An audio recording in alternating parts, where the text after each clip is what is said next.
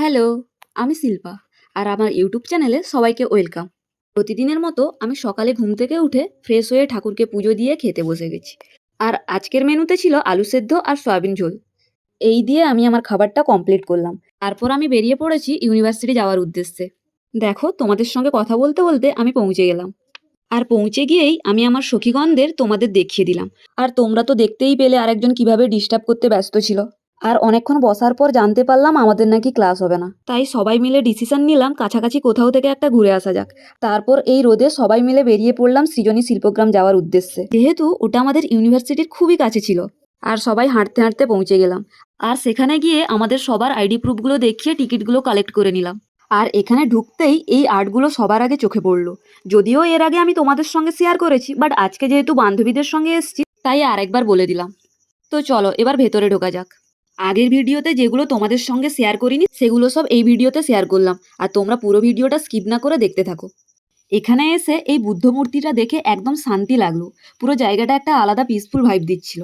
আর এই সুন্দর হাঁসগুলো আর ছোট ছোট সেট আপ, পুরো জায়গাটা একদম গ্রামের মতো ফিল দিচ্ছিল। তাই পুরোটা তোমাদের সঙ্গে একবার ঘুরিয়ে দেখালাম। আর একটু ঘোরার পর সবাই মিলে বসে পড়লাম, আর শুরু হলো আমাদের আনলিমিটেড আড্ডা। আর হ্যাঁ হ্যাঁ, তোমরা কি ভাবলে শুধুই কি আড্ডা দিয়েছি? একদমই না। মেয়েরা ঘুরতে আসবো আর ফটোশ্যুট হবে না, এটা কি কখনো হয়?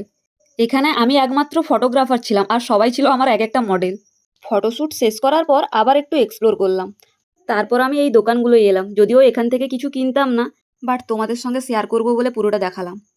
কিছু কিনবো না, কিন্তু দরদাম করতে ব্যস্ত ছিলাম। আর গয়নার নেশা কার না আছে।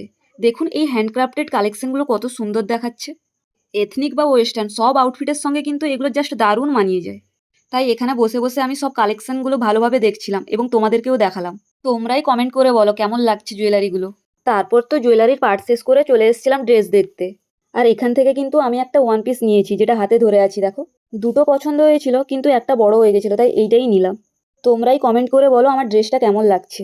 আর ওই দূরে দেখো লাল হলুদ শাড়ির ছন্দ, এটা কিন্তু আমাদের বাংলার আসল রূপ। তারপর অনেকক্ষণ ঘোরাঘুরির পর বাইরে এসে একটু আখের রস খেয়ে নিলাম। আর সত্যি বলতে কিন্তু আখের রসটা সেরা ছিল।